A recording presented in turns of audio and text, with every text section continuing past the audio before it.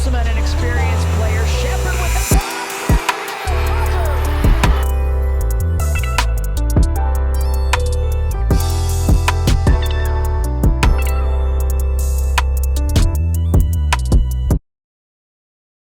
All right, welcome back to another special episode of the RissKy Powerhouse. We logged in with my girl, AISHA Sheppard. How you feeling? I'm great. How are you? For sure. I appreciate you taking some time out your day ahead of a big game tomorrow with the Mystics. You know, taking some time out your day to come on to the RissKy Powerhouse. As y'all know, we're trying to get more prestige guests on every single week. And, you know, shout out to ENJ, you know, bless me with the VSOP bottles to, you know, make this effort happen, you know. So appreciate you coming on. Just give the people, you know, a little background of where you from, you know, what you represent, and, you know, how you got to the point where you are today. Yeah, so what's up, everybody? My name is AISHA Sheppard. I'm from Northern Virginia, born and raised, and I went to St. John's in D.C. And honestly, I've just been through a lot. I'm here to tell my story, but nothing ever wavered in me when it came to hard work and dedication. I wanted to be here in the WNBA my entire life, and I was determined until I got here. And now I just want to take my game and my career to another level. Absolutely, and it's best to hear from you than to hear from me. Y'all heard what she said. She at WNBA, and that's big. You know, y'all see the shirt. Y'all see where we going. This was actually my first year endowing to the WNBA off the strength of just, you know, I ain't gonna say ignorance, but, you know, it's not ushered in our households the way the NBA is. Mm-hmm. And, you know, that can change generation by generation the same way the NBA changed generation by generation. We know it's a lot of conversation about the WNBA out right now, and with the growth of things, you know, it's going to be some people on one side, some people on the other. But we got to realize when the NBA was in year 27 or 26, they were trying to find meticulous ways to grow. They were trying to find ways to expand. Exactly. And, you know, it took, you know, detailed things like, you know, first race was an issue up until it's time to get some money. Now you allow the ABA players to come in and you buy out those particular franchises and things of that nature. So, you know, things got to happen. You know, it takes time, like you said. Yep. But at the end of the day, we are here, the league here. And how has your rookie season been thus far? It's been amazing to be on a team like the Aces my first year and learning from gold medalists and Olympians and all-stars is just incredible. My whole starting five is just full of vets who've been around for a long time. They've seen different things happen in the franchise, and they're hungry. So to be around people like that and to learn from them every day, I can take all that knowledge and just up my game and especially take it overseas. From St. John's to Virginia Tech, you know, it's a particular lifestyle, you know, a particular way of living in Virginia. You know, I'm from Norfolk, so it's a little different. You know, we in the Southeast, we closer to the beach. It's more of it's still city, but it's country. You know, it's a little more closer to country out there in Norfolk with the beach and all.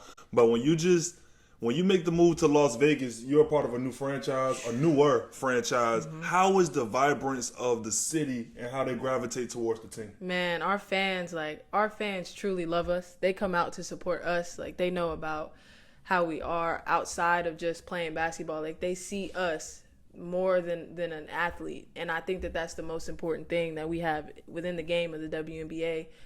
They tell our stories very well, and they allow us to be visible in that light as to, you know, other athletes who are maybe just seen as basketball players at times. We're not. So I love our fan base, and I love how committed they are to us. Absolutely. And I had Erica McCall on, and she was the first WNBA product that I had on the show. And I asked her a question. I asked, what cities represent what the WNBA is for a fan like myself who is trying to learn and trying to actually attach himself to the game? And Las Vegas was the first team. She also mentioned Seattle Storm, and she also mentioned it was three teams. Minnesota. Yep. Minnesota. I had those teams, and then I also was going to add the Phoenix Mercury and the Atlanta Dream. They had a reface of their organization, especially with Ryan Howard being there.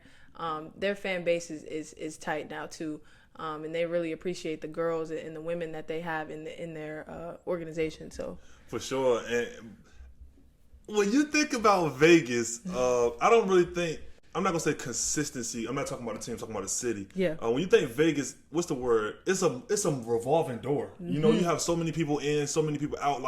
Like every day is Saturday out there. So what would you describe of the team that they do for y'all to be able to get people to stick. You know, because it's kind of hard out there. That's a spot that's kind of, you know, it's flowing motion all the time. I think first and foremost, Mark Davis, our owner, he's just an incredible human, first of all, that wants us to have everything that an NBA team would have. And of course, there's different rules and regulations that they have upon us, but he does everything in his power to make sure that we have everything top notch. And we work directly with the Raiders, which is the other team that he owns, and whatever they have, we have. And I think that just adds an edge to us that other teams might not have, because he'll do whatever it takes to get us to the next level, because he wants to win a championship just as bad as we do.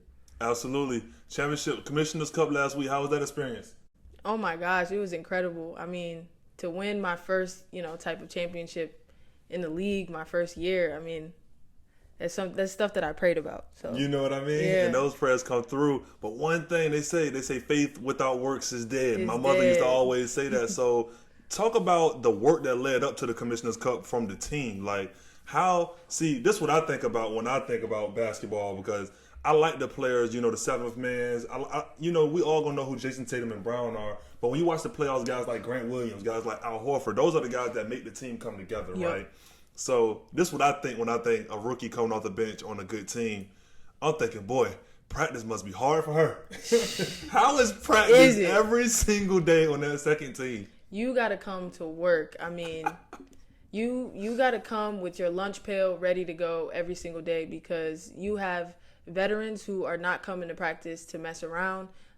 They want to get better. And you should see, like, our Coach Becky, she always got to kick us out the gym. Like, we getting shots up before practice, after practice, and we're in there for hours. I mean, she got to kick Kelsey Plum out the gym. And Kelsey's just a different beast, man. But she, just the people that I have around me, like, it's just so incredible. Everybody wants to get better all the time. They're always watching film. They're always asking questions. And Coach obviously came from the Spurs, and she came from a great man in Greg Popovich. And she tells us all the time that she's like, man, y'all are just so smart. Like, and she's been around some of the best. And she tells us every single day that we're just so smart, and like, we're just gamers. And that's what we are. Like, we just hoop. We're hoopers. Absolutely. And championship pedigree. Oh, I'm glad this just came to mind. I just want to take the time to say right now, it just came to my mind. So rest in peace to Bill Russell. I want to put my thoughts, condolences, and prayers out to his family. The greatest winner of all time of any sport. And, that's an unfortunate event that took place yesterday. Definitely a long, great life to live from the outside looking in. We weren't there day to day, but, we see the things that he did alongside Muhammad Ali and Kareem Abdul-Jabbar in terms of civil rights, the allowance of the black athlete to prevail on a higher scale in the league, for guys like Magic Johnson, for guys like Michael Jordan to come, for guys like LeBron James to actually be the face of the league for 20 years, Bill Russell is the reason for that. So I just wanted to acknowledge him for a second. But back to the Las Vegas Aces and the championship pedigree with Becky Hammon. I didn't forget my train of thought. But overall, who are some of the more fun players that you play with, like in terms of just fun outside of the game? You just hanging out or whatever the case may be. Definitely AISHA. Like, I don't know if people really realize, but her personality on the floor is exactly how she is off the floor. And for her to be a superstar, like, she doesn't walk around like that at all. And that's something that's always been important to me, because, when you're looking up to somebody and you finally meet that person for the first time and they kind of like standoffish, that's the worst. Like, that kills your dreams. But she immediately was so open to all of us coming in the league, and she knows that she's been there before. So she's just been so helpful. But AISHA, definitely Sydney Colson, but the whole team, like, we just kind of have this, I don't know, like, I genuinely think that we're the funniest team in the league. Like, some of the stuff that we do, like, when we hang out, like, I see it on Twitter all the time. What we do, They post y'all celebrations. It's you kind of a target for celebrations now. You the towel, the waving towel. I probably seen that like 8 or 9 times, because now I go in my Twitter search bar and search WNBA, and I have this summer just to try to keep up. You got to try to keep up with the box scores, try to keep up with who won, who lost, who's number 1 seed, who's the last seed, so you can get the storyline of where the league is. Especially so when you coming in from, like, just jumping in like this. So they always got you with it was one celebration you had where they called a timeout. Usually when they call a timeout after a run, the team kind of come off of the bench and they kind of like, y'all kind of celebrating, and you was kind of like, using your towel like a guitar kind of. Yep. Like I remember that one. That was kind of more memorable one. I'm not sure if it was a month or two ago, but that's my thing. Like I know people are like, well, she's a rookie and she doesn't really play, but there's so many other ways to affect the game. I mean, if you watch Kobe and some of his motivational, videos, he'll say like it don't matter if he has to drop 40 or if he has to be the towel boy or the water boy. Like he'll do whatever it takes to help his team win. And we do a lot in practice to make our teammates better. But if I can affect the game and give my teammates energy on the bench, then I've done my job, because we all matter and we're all pieces to a puzzle that's going to win a championship at the end of the day. Absolutely, and like you said, not any one piece, changes the synergy or changes the overall. Everybody have a role to play at the end of the day. Exactly. And like we said, with Vegas as a city, any professional team in any sport, it's a revolving door. Like injury happens.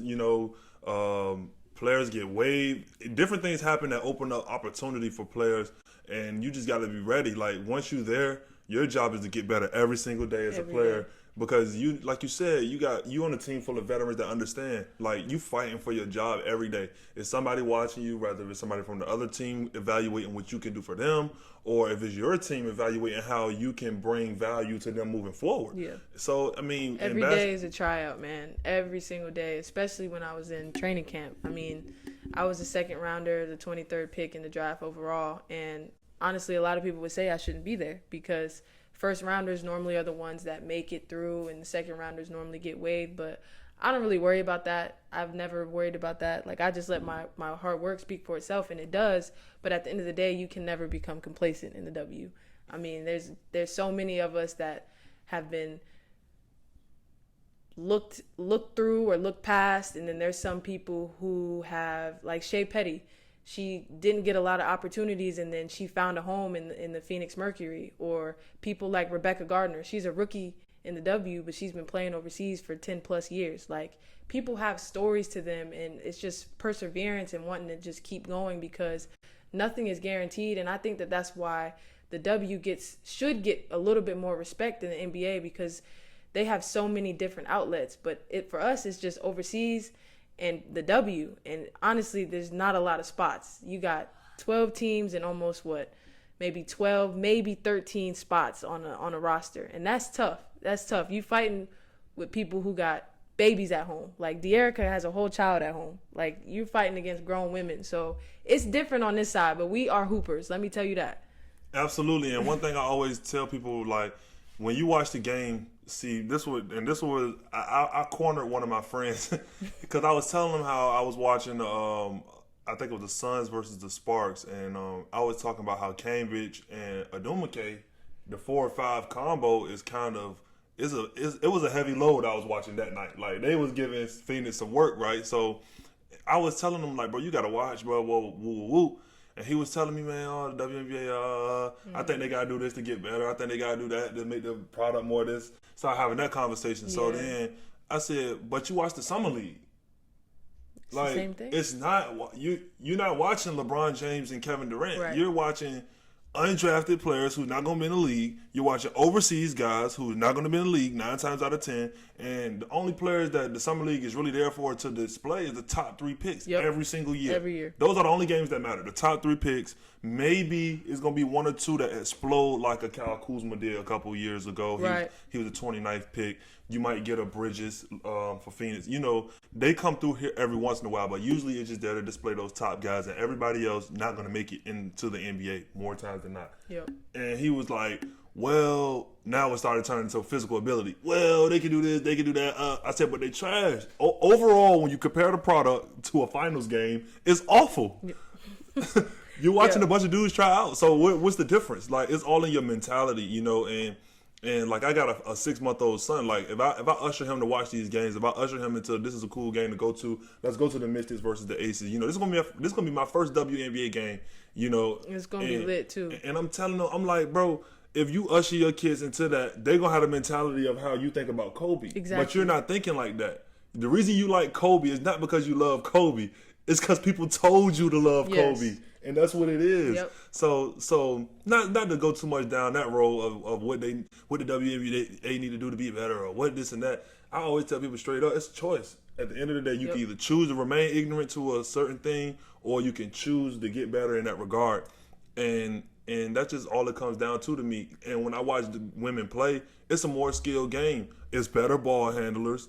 Like, LeBron James is not the best ball handler. He uses his size to get around people. But you can't really get around people a lot in the WNBA unless you can pat the rock. I noticed that. You got to be fundamentally sound. That's it. Absolutely. You got to have 2 feet. You got to have 2 hands. You got to finish right, finish left. Because you can't just go through people. No. You know what I mean? You got to make space. We too smart. Like, it's space creators. Like, Yeah. it's way better space creators, in my opinion, in the WNBA, because every player have to depend on, like you said, the fundamentals to actually create space, whether that's getting around somebody or getting into a shot. Yep. No, I agree with that. And one of the people on my team is my point guard, Chelsea Gray.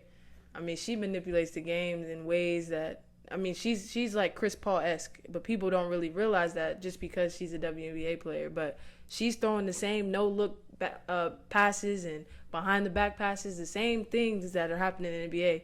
We are doing that in the W. We just need more people to say, you know what? I'm actually sit down and watch a game and become a fan. Yeah, and that's all it is, man. Being a fan. Do you love basketball or do you love LeBron James? I think you love the man, bro. That's what it be. They be loving players, and they're not really fans of the game. Most people now that I've learned, like just going on Twitter Spaces and stuff like that, they watch games to watch what either a player not doing or to validate the player that they think is that guy. Exactly. And they're not really watching the 5-on-5 space, watching somebody, help off the corner the first time but stay home the second time. That's why the person got the layup. Right. They're just saying, oh, he finished. Why though? Like, he didn't finish the last 2 times, so what was different? I kind of try to evaluate. But when we start to go through your overall story, take us back through when you first got the ball, and when did you went from that point of when you first, start playing organized, when did you know, okay, yeah, I think I'm kind of separating myself from the floor? Yeah, so when I was like 2, my mom actually has recorded like me and my brother's games from when we were like little babies. But she has this clip of during halftime of one of my brother's rec league games. I'm like 2 trying to grab the ball that's as big as me, trying to start shooting. And ever since then, and when I got older, around like the 2nd grade, I was always playing basketball with the boys. Like at recess, my friends would be over there reading or playing chalk, and I'm down on the court trying to dunk on people. Like, that's just, it's been in my blood since I can remember. And ever since then, like, basketball has been the only sport I've ever played. I picked it up at a young age, and I just kept going with it. And I played on my brother's rec league team. I was the only girl, and I was killing them. I'm not even going to lie to you. I was killing them, and the referee came up to my mom and was like, nah, you got to get her in AAU. And at the time, my mom was like, I don't know about that. It's a little rough. Like, that's my baby girl. And he was like, nah, you got to at least just let her try. And I played for the Fairfax Stars for a little bit. Then I went on I played for the Virginia Diamonds first, which was a smaller team, and then the Fairfax Stars. And then I played for Boo Williams. I kind of went around a little bit, but I just continued to play and grow and had trainers along the way who just wanted to help me be the best version of myself. And in 7th grade, I got my first interest letter from Michigan State. Mm-hmm. And at the time, I was at Frost Middle School, which was right next to my mom's job. And I sprinted over there to show it to her. And that's when it really set in that this could be a dream. And that dream could turn into a reality. And I started getting interest more and more. And then people started calling, trying to offer me. And then my first offer ever was from Clemson. And that's when I knew, okay, I could play at the highest level, which to me was the ACC. Mm-hmm. And I just kept hooping, and it really set in for me in 2017, in my senior year, at St. John's when we won the WCAC championship. And that year was the gauntlet. I mean, we had Paul VI was stacked, Good Counsel was stacked, even Holy Cross was stacked, St. Mary's Riken. I mean, it was a gauntlet, and me and my sisters went through it. And we won that championship, and it was just like, I don't know, something in me just was set off like, you really could you're a hooper. Like, Yeah. this is what you do. Definitely. And I went to Virginia Tech, and I just carried that same mentality. I didn't play a lot my freshman and sophomore year, which is to be expected. You know, you just learn in a different system. And I just continued to work and work and work. And now I lead the ACC in all-time three-pointers made, and I'm leaving the school record for the women's basketball program as the all-time leading scorer. So I don't take any of those things lightly, but at the same time, I know that was college, and now I'm trying to win a championship in the WNBA and see what I could do there. But, you know, I'm just blessed to be in the position that I'm in. Absolutely. So how did, like you said, you received the interest letter from Michigan State. You received the offer from Clemson. How did you choose Virginia Tech? So I started to narrow down my list probably sophomore year into junior year, and then really my senior year after I started taking visits. My final five was Syracuse, Louisville, Dayton, UVA, and Virginia Tech. And I took a visit to Dayton first, which was an amazing school, but I knew I wanted to be ACC, and I knew I wanted to be close to home. So then that's when I went UVA, and I loved it there too. But Virginia Tech just had a different feel about them. Mm-hmm. And I still feel that way. Like, I bleed maroon and orange, and I will for the rest of my life. Like, our slogan is "This is home," but it really does feel like home. And I was only 3.5 for my mom, and she was at everything. I mean, my mom means the world to me. So she's literally been at everything from when I was a little girl to now. She has so many videos of me from when I was younger. Like, she's just been a part of my journey, and I just didn't think it would be fair to move so far away for her to not still be a part of it. Absolutely. So Virginia Tech and Coach Brooks and the whole staff really took me in, and they wanted to show me that I would be a part of the program forever. And that's what ended up happening, and the rest is kind of history, but that's definitely a second home. Absolutely. Hey, Virginia Tech, that's heavy right there. So, and this one thing I always tell, I got a younger brother who's coming through high school now, and, you know, he plays basketball. He have this mentality of, oh, I can go here and do that, then I can go here, and then I can go here. Yeah. And I'm like, bro, the value is somewhere that's gonna value you when you're gone, bro. It's the value is not what can you get from somebody while you're there. Like, I went to Shaw University for 5.5 straight. I marched in the band for 4 years. My senior year, I just, you know, got out of there. You know what I mean? But it's value in, you know, having that place. Like, homecoming has value when you can go back and you actually graduated from there. Yep. You actually have that lineage of years of building, and you can say, I remember coming here as this and leaving as that. Like, where's the growth how can you measure the growth of each individual spot? If you go to 3 different places in 5 years, how can you really measure the growth of which spot took you farther, or which, you know, so going somewhere and, you know, learning your first year and being in the rotation your second year, and then taking a bigger role your junior year, and then being that person, like, that growth, that process mentally shows you how to adjust and how to be a efficient version of each role. Like, in basketball, we grow up in the mentality that if you play baseball, you got to be the pitcher. Mm-hmm. If you play football, you got to be the quarterback. Yep. If you play basketball, you got to be the one taking 20 shots. Like, when I watch a basketball team, I'm looking at each and every role. And obviously, you know, you have the LeBrons, you have the Steph Currys. Those guys are the reason why the team is, you know, reaching that high of a ceiling. Right. But the other guys is the reason why each play is efficient for them to be able to do that. Like, you got to have efficient shooters. You got to have efficient finishers. You got to have efficient defenders. You know what I mean? And that's how I view a team. So that's how I view, like, your experience. Like you said, I didn't play a lot my first year. Some people wouldn't play a lot, and they'll transfer, go to the first spot that's going to give them 20, 40 minutes and 20 shots. You know what I mean? Yep. And that's just how I view value. Like, what is some of how do you feel about actually having the opportunity to stay somewhere and lock your feet in, and now that you're gone, you can go back, and it's like you still there? Yeah, like, it's just, first of all, it was how I was raised. Like, my mom always told me that nothing is going to come easy, and you got to work for what you want. And I came from a generation where everything was on social media. Everybody's posting that they doing this, doing that. And then as soon as something goes bad, they out. And to me, that's just me personally. I know other situations occur and you have to leave and things like that. But for me personally, I wanted to challenge myself. I knew that there were opportunities that I should have had possibly. But then I also knew, like, am I working hard in the classroom? Am I doing all the little things? Am I showing coach that I want to be here? for him to trust me. And it's always a trust factor when it comes to these coaches, no matter what. And I knew that I had some work to do before I could make the decision to want to go somewhere else, because the grass may not always be greener. Yep. And it might be the same situation. If I don't work on myself and I try to go to the next place, I might not play there either. So I really had to dig my heels in and show my coaches that I wanted to be there, and honestly just work my behind off. And I continued to build that relationship with my head coach, and to this day we FaceTime, we talk all the time. Like, we went through that journey together, and I was able to help create a culture at that program to where people want to stay and people want to work hard. And that's what we built together.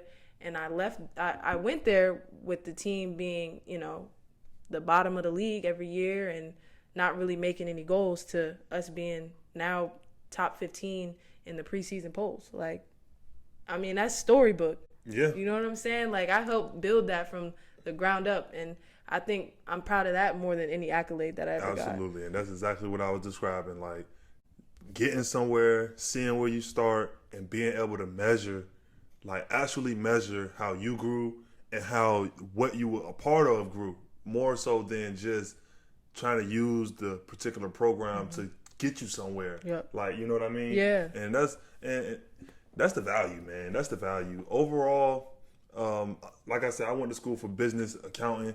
That's my thing. You went to school for media, which is funny how you went to school for comm and I'm doing this. But as a basketball player, being a part of a brand like the WNBA, sponsors everywhere, like how do you envision yourself becoming an entity that's going to outlast your lifetime? Yeah, so I mean, just me in general, I feel like I've always built my brand just based on the way that I speak, and I love networking. Like, that was always my thing when I was at school too. I actually got a free suit because I literally went to all the events that our student services building helped set up for everybody. So it was like different networkings and resume remixes and things like that. And I met so many people, and I have so much knowledge that I can't wait to use when, 10, 12 years down the line, after I've gotten the league under my belt, I've gotten overseas under my belt, and I feel a little bit more comfortable. I don't only have basketball to rely on. And I've been making so many connections throughout my years that once I'm ready to make that step to use my degree, which is multimedia journalism and a minor in sports media and analytics, and then I also got my master's in leadership studies, all of that is going to come together at some point. But I knew that I always needed another plan, because, plan A's don't always work, but I want it to work. I would love for it to work, but I also have in the back of my mind that I'll still be able to survive without basketball. And at the end of the day, as a basketball player, retirement is before 40. Like, that is true. That's a whole nother lifetime after it. Okay, let's say we get to 37. That's what? That's 16, DT 16, right now. That's a 16-year career. 16 years. Let's just do 16 straight at 100. That's 1.6. And just the miles on your body from that's 1.6. The overseas, yeah. What you think about what Sam took? That's 800K, about 850, 890. At 37 years old, $890,000 not going to last you until unless you think like me a little bit, because you can be $800,000. But you got to know how to create independent ventures, whether it's having 2 trucks in Fairfax where they tow cars and you get that little bit of bread. You got 10 vending machines out here in Alexandria in the recreation department where the Boys and Girls Club, you got to deal with them. But okay, we got that little part coming in. It's business ventures that you absolutely. And if you reach to your left right there, you can see exactly what we got going on. Overall, the RissKy Powerhouse Enterprises LLC, RissKy represents, the chance that every individual must take, to get to the next echelon. And I truly believe that we all have a risk. We all have a purpose, and it's a risk. It's not necessarily a risk, but you have to bet on your work. And the best way to bet on yourself is financially. Like, if you have $1,000, taking $700 and putting it into something that can maybe bring $2,000 if you work hard, and that's where a lot of people fall. People, they love to buy, their Jordans or, their Nike shirt or whatever the case may be. but that money don't make money, you know. Right. You got to be willing, but it's the work that comes after you make that investment that people avoid. But that's something that I think everybody needs to be a part of. Exactly. Taking that chance, powerhouse, strong foundation, you know, like you said, networking and marketing, bringing people in, actually being inclusive to the actual market that you created. Enterprises, like I just said, tow trucks, T-shirts, vending machines, childcare, marching band, Create basketball. a logo and get an LLC, like all of that stuff like that. I got about 90 logos in the last 5 months. And I got my LLC filed in April off of starting this in December. So exactly what you just said is exactly what the process is. And anybody can do it, but you just got to trust your work. Yep. You know, you got to have confidence in yourself. Like, you got to just know that that aura that you carry is going to hold weight. Like, I know that without me saying a word and I walk into a room at Virginia Tech, people are going to know who I am just based on what I did and how I left my mark. Absolutely. And I'm glancing around. I lost my Sharpie, man. But I got a ball, definitely. I wanted you to sign it. You in the Virginia Tech. I'm from Norfolk, Virginia. Everything Virginia is imminent. I know you've seen it on, I put on Instagram. This is a Virginia legend to me. You know, she made a mark at Tech from Northern Virginia, the metro area. We all out here. And I just wanted you to sign my ball, you know, and you'll be the first NBA or WNBA player, professional athlete, period, to give me any signed memorabilia. I got you. And I got a jersey on the way. I'm gonna throw that in the frame. And when I show you this, I'm gonna get a whole thing set up. And when I show you, you'll like it for sure. Let me find my Sharpie. But yeah, here's that Sharpie right here. Thank you. Now, I'll hold that for you. Got you. You can go to the blank one, and you can do. Go to a blank one. You can just AISHA Sheppard, number 4, Virginia Tech. Or you can just cover that whole spot with whatever. And this is what it's all about. RissKy Powerhouse Enterprises LLC and HOOKIES. We're expanding, and we just trying to do more. And that's all I want to inspire everybody to do for sure. More. Whatever it is that you do, whether if you're a chef, start a cookbook. You cooking and you posting it on Instagram and stuff, that's cool. Get you a cookbook. Try to get that published. You know, it's different things you can do in different fields and in different avenues and areas for every individual, you know? Yes, sir. I appreciate that. AISHA Sheppard, number 4. Number 2 at VT, LV Aces. I got one more thing. Can you put 2022? Got you. That year is going to be very valuable when y'all win this championship. Period. For sure. Period. Here we go. Made that official. I appreciate that for sure. Thank you. Wilson, WNBA, AISHA Sheppard, that's locked in. I'm gonna put that in glass, man. but seriously though, you know, I really appreciate you coming through. I appreciate you. This goes in the intro, the dap Let's up, do it. boom. But yeah, seriously, I appreciate you coming through because, you know, like I said, you know, you got your mom in, you know, you got your niece in, you in your hometown. I know a lot of people wanted to see you, and just for you to give me 30 minutes, you know, that's major. I know you got shoot around in the morning, so we're gonna get you out of here. If there's anything you want to tell the people, you know, whether it's an inspiring quote or something that can push them to the next day, just get them that real quick. You were not built to break. Just know that. And that's just as simple as that. You know, it's the RissKy Powerhouse Enterprises LLC. I'm Kendall Bishop. AISHA Sheppard. And we out of here. I appreciate y'all. Peace. For Chicago, you have Mason, an experienced player. Sheppard with the